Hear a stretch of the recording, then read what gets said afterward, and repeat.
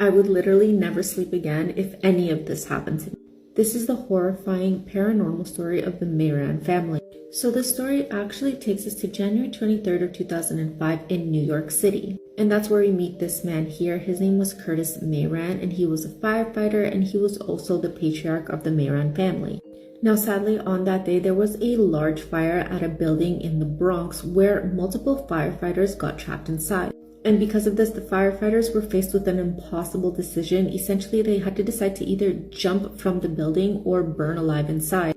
And because of that decision, unfortunately, Curtis ended up passing away when he jumped from the building.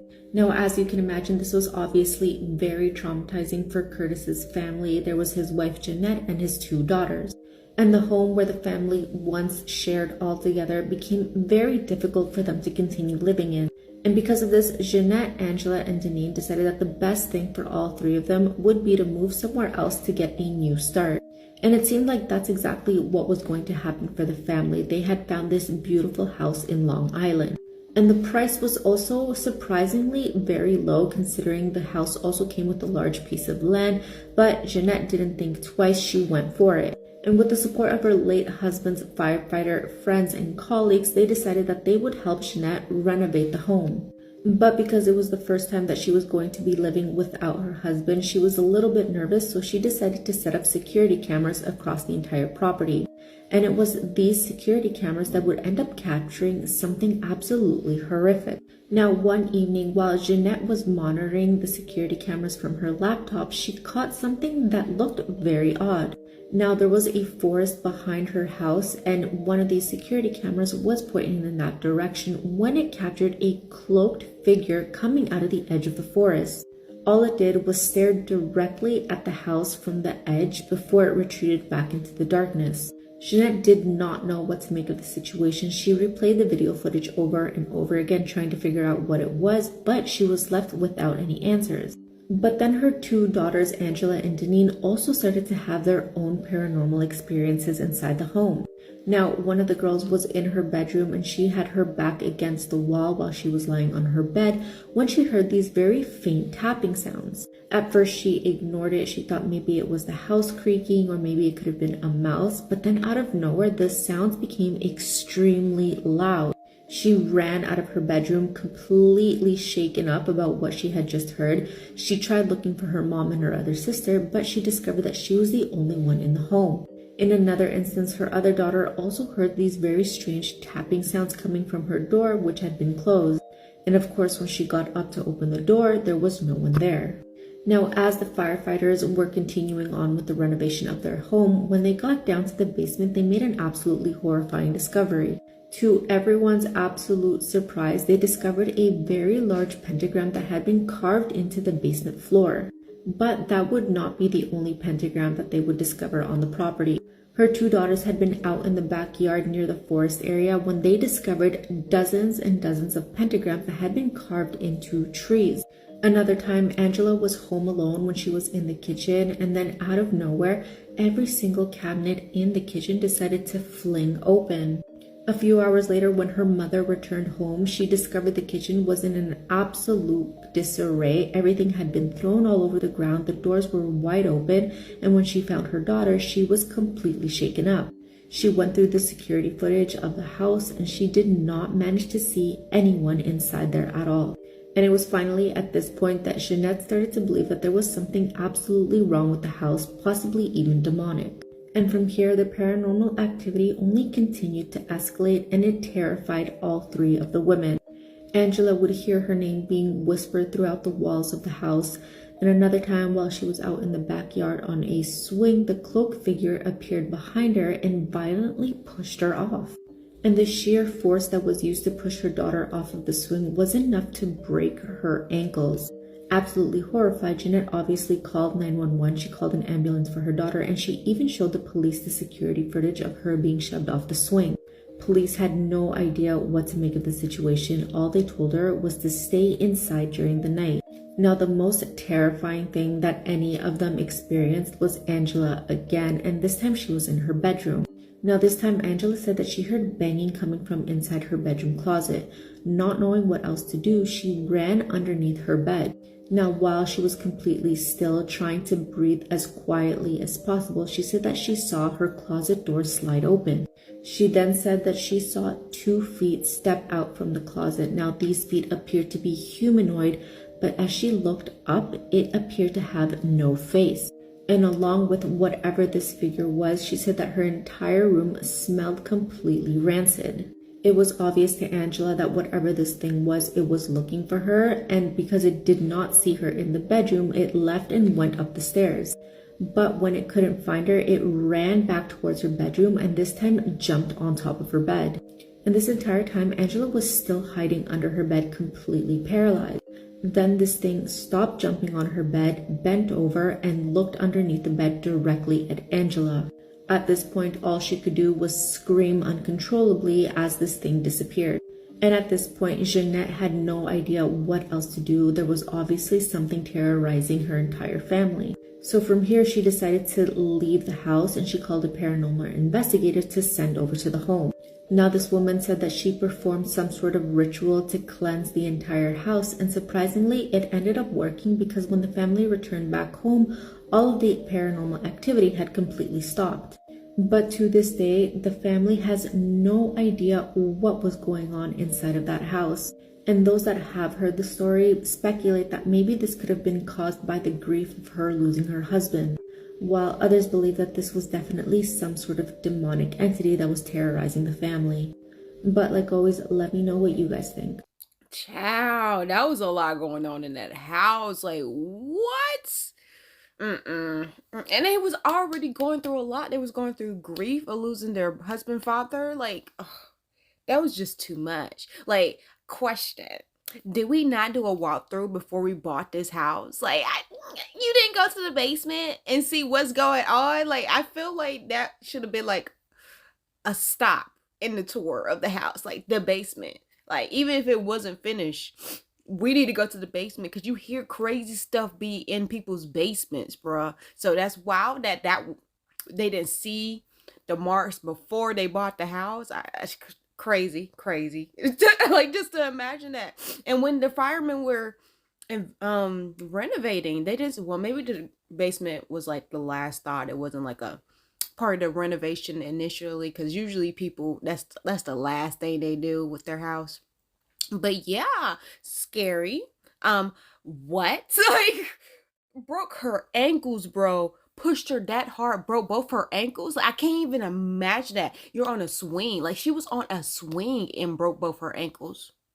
When her mom saw that thing on the edge of her line, her property line, I can't imagine her thoughts. But my thoughts would have been maybe, let's put up a fence. Like, when they first said they saw the markings in the basement, I would just say, okay, so clearly there's a cult. This house was used for some rituals and cult like activities. Like, maybe people were still coming to that house before they bought it, and then they realized, oh, okay, well, shoot, somebody then bought the house.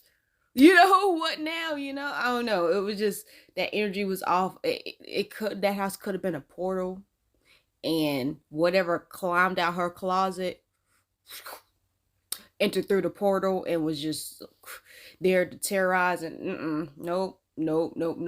But that thing that was on the forest line, maybe it wasn't a person. Maybe it was a spirit or whatever, a D word or whatever it could have been. Like, maybe that was, girl, because it's just too much. Because I was just thinking, like, could what was on the forest line be the same thing that was in her closet? But we never know. It could be two different things, because if it was a portal, anything could have came in and out of there. And it could be her room or maybe her room was on top of the basement. Like, it's just so many things. We've heard so many things. We've seen so many things. So that's why I have so many ideas and thoughts in my head. Tell me what you think. I'm just glad they're safe. I'm glad they finally did something. They was finally about something. Finally got somebody in. They cleansed it, got everything out. Like, When it's your house, your property, your money's invested in it, yeah, you can't leave. You have to figure it out. You gotta get whatever it is inside out, because that's your house, your responsibility. You gotta get it together. So I'm glad she reached out to somebody and got it all cleansed, because she literally put more money inside. Like, she bought the house, then she renovated the house. Like, that was money on money on money. Like, they're trying to start over new, and it's just, girl, new problems. It was new problems, but I'm glad they got it handled and figured out. But nah, that's crazy, huh? If I heard that, I'd be like, don't invite me over. Like, I don't need to come to the cookout. I'm good.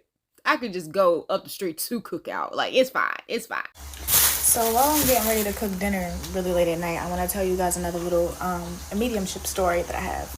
So recently I went out to my club, not my club, but I went out to the club with my best friend for his birthday, right? Whole gang, club, section, everything like that. We all partying, everybody's lit all night long, right? Now, if you know me and you've watched my videos and all of that, like, I am a medium. Born a medium, okay? I've been trying to work through it. I've been trying to figure out what the fuck's been going on in my life, and everybody's like, nah, babe, you're a medium. That's what it is. So I'm in the club, right? And I'm having fun, I'm having a good time, and then it's just like fog. Like, I get this brain fog and I can't think anymore, and I'm like, okay. And I start feeling people that I can't see in the room, and I'm like, oh, okay, it's other people in here. It's other people in here. You get what I mean? I'm like, it's other people in here. They just not alive, you know, but they in here. I can see the shadows. I can see the forms of the people. I'm like, okay, cool. I know exactly where they at in the room. Like, I can feel where they're at, right? So I'm sitting there, and then it's like my best friend's grandmother, who just recently passed away. She popped up in there, and then she was just happy. She was excited. And I'm guessing it was because it was his birthday. So she was just like in a celebration type of mode. So when I seen her doing that, in my mind's eye, I was looking for him so I could try to tell him what I was seeing, but I couldn't find him anywhere, right? And me and him have had conversations about his grandmother before. So the kicker is I'm standing there on the couch, and I can't even hear the music in the club no more. I'm just looking.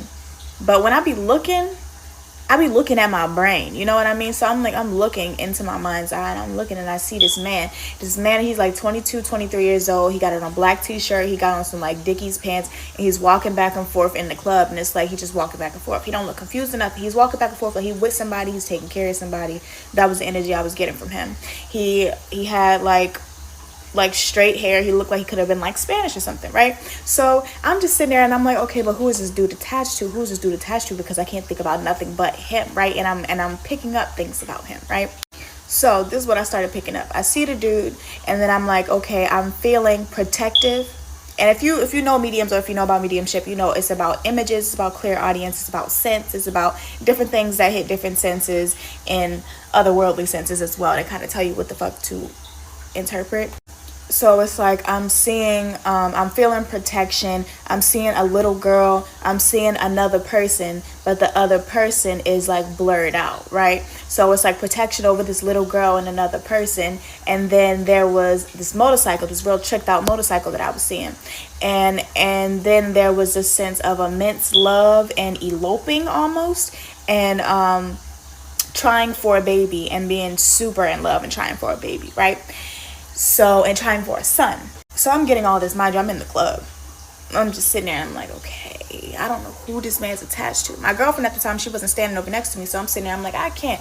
So one of my new homegirls, she was sitting right in front of me, and I, like, once I get all the way into that mode, I cannot stop until, like, I have to say something where I can't think no more. So I'm telling her, and I'm like, yeah, I'm seeing this dude walking around the club, and I don't know how else to tell you this, but he's just not alive. But I'm seeing this dude walking around the club, and he looks like he's about 22, 23 years old. I'm giving her the whole rundown, right? Give her the whole rundown. So I'm like, did you have an uncle, a brother, a cousin, or something like that passed away? And I swear to God, she said, I had an ex-boyfriend that passed away. He was 23. I said, was he real protective over you? She was like, yeah. And I was like, did he have like a little sister or something? She was like, yeah. And I was like, it seems like he's protective over you and just her. And she was like, yeah, that would make sense because his mother died when he was little, so it was just literally me and his little sister in his life. And I was like, it's feeling like y'all were in love. Were y'all like really in love, like really good relationship, like super in love? She was like, yeah. And I was like, nah, like we're getting married, we're having a baby. She was like, yeah. And I was like, no, like trying for a baby, like actively trying for a baby. And she was like, yeah. And I was like, he was trying to have a son with you. And she was like, yeah.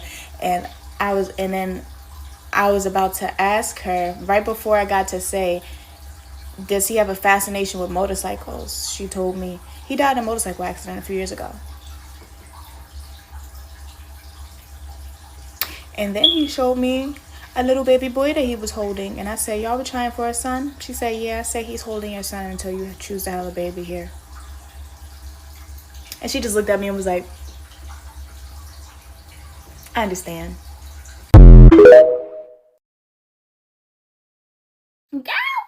You getting me? They got me. You know I'm on my cycle, y'all. Don't do that. Don't do that to me. Ah, that was such a touchy. Like, girl, you saw that in the club. In the club, we all fam. Clearly, we all family in this club. Cause what? That was so touchy. I wonder if she ever got to her. Well, she probably did tell her best friend that your grandma was here for your party. She showed up and she was showing out. Hey, she was lit. But man, that is something. I couldn't imagine having that power and it just hitting you. It's just like, oh, okay. Can you imagine being in the line of Walmart and you just seeing all the spirits? Like, it's crazy because you don't think about rare places where people see spirits. Like, okay, hospitals, okay, yeah, duh. Funeral homes, cemeteries, duh. But normal, everyday places like the club? I ain't never heard nobody say, yeah, I saw a spirit in the club, but RIP to everyone who was affected by that club where the roof fell down. Sending love, prayers to the families and the loved ones that were affected by that. Just, pray for them people, okay? Pray for them. That in that sense, it makes sense. It's like, oh, okay, that makes sense. But, you know, when stuff is attached, spirits can be, and our history is attached to land. So that's understandable. But you don't really hear about people going to clubs and in the middle of the atmosphere of the club atmosphere, they're getting a story. And I never heard of people saying, yeah, I experienced a message, but it cut out the whole world around me. Like everything was cut out. I was tuned in. I don't hear that often. I don't think I hear that often, but that was a really sweet story. And I just loved that. Loved that. It was just like, you was just saying everything and she was agreeing like, yeah, this is it. Like, I'm pretty sure you need that reassurance. She needed that reassurance. So that's beautiful. Beautiful. Did any of you have this type of like Barbie head that you can style growing up? If you have one, or maybe your kid has one now, yeah, don't listen to this story. So this happened back in the 80s when this lady was a little girl. She was the only girl in the family. She had 2 older brothers. She mentions how her bedroom was right across from her brother's bedroom, so the doors faced each other. Her brothers did share a room while she had her own bedroom. Also, it's important to mention that the bedrooms didn't have doors. What they would do is put curtains where the door should be. I remember having a curtain on my door once, but that was only because my mom took the door. She took the door to my room. Anyway, she played with this doll head so much that every night when she would go to bed, her mom would pick up that doll head and put it on top of her dresser so that she doesn't play with it all night in bed. So there was one night when the younger brother woke everybody up in that household because he was crying uncontrollably. Obviously, the parents were worried. They ran straight to the bedroom, and when they got there, they asked him what was wrong, why is he crying? And he told them that when he was laying in bed trying to go to sleep, he saw when that Barbie head peeked into his bed. Why did I get chills? The Barbie head peeked into his bedroom from the sister's room. He described it almost as if somebody was holding that Barbie head and just inclined it this way. So I guess like literally, I can't even do the motion. I just scared myself. Anyway, he described it as if like somebody had grabbed that head and inclined it this way, so it looked like it was peeking, which obviously is impossible for that doll to do because it would have fallen. It's only like a head. As he's crying, he's like, she was staring at me almost like she knew I was awake, and she peeked into the room. And it was basically impossible for someone to have hidden behind that Barbie to incline her, because again, she was up against that dresser. Even if it was a little sister, she would have been visible from his bedroom. And to no one's surprise, the parents did not believe him. His older brother that also slept in that bedroom did not believe him either. However, with time, that older brother started to believe because some weird shit happened to him as well. So there was one night where the older brother couldn't fall asleep, and something just told him to look towards his little sister's door. He saw the same thing that his brother claimed to have seen, which is that doll head kind of, inclined looking towards the bedroom. But it wasn't just that. It was not just that. He stared back at her because he wanted to make sure, like, is somebody holding her? Is she really moving? Is it me? And when he is staring at this Barbie's head, he said that the Barbie started making faces at him. He described it as like mocking faces, that like sticking her tongue out at him and doing like silly faces. Bro, that would have scared the I wake up, I turn, I look at my Barbie. The Barbie's like That's the only thing I could think of. What other faces could she have done? What other faces? That would have scared me. That would have been it. Now that I think of it, that bitch has no arms. You have no arms, bitch. I'm gonna fuck you up. Okay, 34-year-old Letty would have fucked her up, but like 12-year-old Letty would have been dying of a heart attack. He also mentions how her mouth would move in like weird angles, almost as if she was trying to say something to him. And by that point, the little brother had also seen those facial expressions that Barbie was making as well. And of course, the older brother went and told his parents. He wanted to tell them that the little brother was not lying. He also saw that doll moving and making facial expressions, and of course, they didn't believe them. On the contrary, they got in trouble for making these things up. They basically told them, you better not come to us and tell us that Barbie's moving again or you'll be in big trouble. What's the punishment? I get to sleep in the room with you? Okay, bitch, punish me. What's the punishment? You're taking me to sleep in a new home? Take me right now. So the parents didn't believe them until one night where the dad stayed up by himself, and when he was walking down the hallway, he felt as if somebody was behind him. Immediately, he turns around to look, and he could have sworn that he saw something peeking from on top of a dresser. The dad could have sworn that he thought it was that doll head that he saw move. You're a liar, you're making things up, and if you bring this up again, you're gonna be in big trouble, mister. Obviously, it was that moment where it finally scared the dad, where the family decided to get rid of this doll head. So where they lived, the trash people only came on Tuesdays and Saturdays, so they had left the trash and that doll head out there, and it wasn't trash day, so it was just gonna sit out there until the trash came. So while the doll was still outside in the trash, their grandmother came for a visit, and as she was passing by the trash, she saw this like perfectly clean and new doll head on top of the trash can. She pulled it out and asked them why they were gonna throw it away, and her son, the dad, didn't want to tell her why, so he just said it was because the daughter didn't want to play with the doll anymore. So the grandmother decided that she was gonna take it to her home because she had this bedroom that she called the old doll room, and she basically had a whole collection of dolls. She cleaned that doll head up and put it inside of that room. And surprise, surprise, after she put that doll head into that bedroom, weird sounds would start coming from that room. The lady that's telling us the story, obviously that was her doll, and she said that she personally never heard any noise in her grandmother's room where that doll was, but her grandmother and her aunt did hear noises coming from there. She explains that her cousins would also say that they would hear weird sounds coming from that room. They would spend the night at the grandmother's home, and while they were sleeping, they could almost hear like plastic bumping into things in that room. However, they were already scared of that room altogether since there's like old dolls all in there, and they did not dare to go in there and figure out what that noise was. With time, the mom of the girl was like, I cannot not tell them why we got rid of that doll. So she did end up telling the grandmother and the aunt why they got rid of the doll, and obviously they were like, oh my god, so it has to be that doll that's making those noises in that room. However, the grandmother decided not to get rid of that doll. She obviously did believe in the paranormal, but she was not about to be scared of it, so she decided that she was going to keep it in her house so that no one else has to deal with this doll. By the way, the grandmother lived by herself in that house, so yeah, that lady was not scared of the doll. That doll ended up staying with her until her final days, and the grandmother passed away. So grandmother passed away and left that house to her aunt, and her aunt, first day, took all of the grandmother's collection, including that doll head, and basically got rid of everything. She says that the aunt never told anybody what she did with it. They have not seen that doll head ever since. Yeah, that is a crazy fucking story. I feel like I would die if I were to see that Barbie head just like blah, making crazy ass faces at me. But what do you guys think?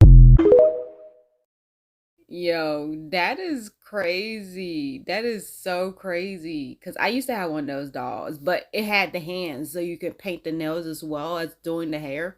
So yeah, I couldn't imagine. And what tongue? What tongue does this doll have to stick out his tongue, girl? That's too much. Peeked around the corner and making faces, bruh. Nah. Cause growing up, we had dolls that we just did not freak with. My sister had, I think I've said this before. She had the alley doll. Shit was scary. It talked, made noises without batteries. Like, I think it's still at her dad's house in the attic. Like, that dang doll was scary. And of course we had a Chucky doll. That's scary by itself. But Chucky, surprisingly, that one wasn't like doing crazy stuff. It was just a Chucky doll. But the Furbies, you had Furbies back in the day. I remember my friend gave me a Furby, and I was like, why'd you give me this? But you know, your parents teach you, your mom teach you to just be nice, say thank you and smile, and you don't have to play with it. You can just be grateful. But that thing sat on my bookshelf for the longest, facing the wall of my bookshelf, because I was just like, this thing is creepy. It used to do things by itself, and I was just like, this is creepy. Now, I used to have one of those robot dolls from back in the day who had the little bone and everything, had the little see-through ears that would perk up, and it would sit down. Had one of those, and it just started acting crazy. One time, I used to love that dog. Used to love it. But it started acting crazy. I had to let it go, honey. I was just like, It only had one ear at the time. That's how much I played with it. So yeah, friend. No, I know all too well about dolls that's just like, maybe we shouldn't have this. Maybe we should take this somewhere. Give it away to Goodwill or something. But no, friend, that's crazy how it just started to be weird. And no one believed the kids. Like, that's usually how it is. The parents don't believe the kids until it happens to them. And once it happened to him, he was like, this gotta go. I'm mad that they did not tell the grandma, like, okay, cool. It might hurt your pride, your ego to be like, yeah, I'm scared of this doll. But setting your mom up, bro. But grandma was like, I ain't scared of nothing, boo. That's cute. That's adorable. This is part of my collection now. You can be making noise all you want, but you won't stay in this room. Like, what? Nah. I'm glad they finally told her, even though the aunt and the cousins finally was just like, nah, we know something's up with this doll. We know something. We know. So yeah, friend. Glad that was over with. I mean, it got put in the right hands because she was just like, oh no, I'ma just take on this burden. I don't want to trouble anyone else, burden anyone else. Let me just do it. And the fact when her aunt got it, that would be like, first day one, I'm not moving into, like, I appreciate this inheritance, but I'm not moving into this house until that thing moves out. Like, I ain't playing no games. That's cute. I don't even think, I don't know. Because if my grandma's there, I'm brave. I'm like, I'm good. So yeah, no. Like this video. Make sure you follow all the creators and subscribe.